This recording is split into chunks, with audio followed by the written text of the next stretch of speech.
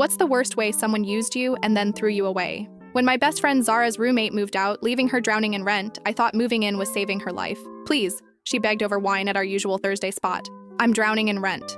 My savings are gone. I might have to move back with my parents. We'd been inseparable for 8 years. The thought of Zara cramming back into her childhood bedroom broke my heart. I was living in a cramped studio, paying twice what her spare room would cost. Within a week, I'd moved in. Zara cried actual tears of relief as I handed over first month's rent and security deposit. You're literally saving my life, she said. I promise I'll be the best roommate ever.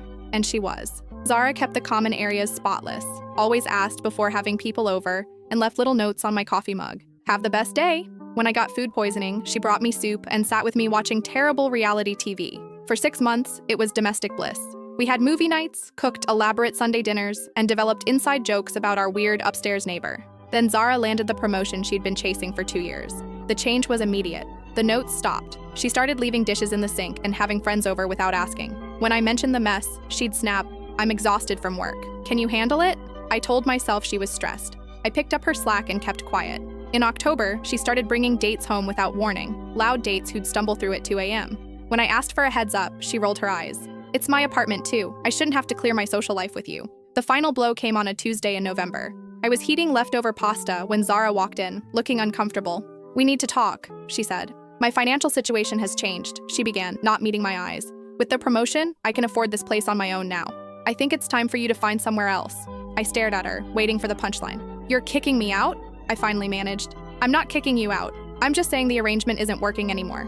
You can take your time finding a place. Maybe by the end of the month? 3 weeks. She was giving me 3 weeks to uproot my life during the worst rental market in the city. Zara, I gave up my studio to help you. She shrugged. That was your choice. I never asked you to sign anything. The casual cruelty in her voice was like a slap. This was my best friend of 8 years, talking like I was some random roommate she'd found on Craigslist. What about when you were crying about not being able to afford rent? I asked, my voice rising. What about you're saving my life? That was then. Things change. She pulled out her phone, already dismissing me. I moved out in 2 weeks, crashing with my sister while apartment hunting. Zara acted like nothing had happened, texting me about weekend plans as if she hadn't just made me homeless for her convenience. The worst part wasn't the scramble to find housing. It was realizing that our entire friendship had been transactional. When I was useful, I was family. When I wasn't, I was furniture to be replaced. 6 months later, she texted, asking why I'd been so distant lately. I never replied. Last week, I heard her new roommate moved out after 3 months. Apparently, Zara's impossible to live with when she doesn't need you. I didn't feel vindicated. I felt sad for the girl I thought I knew.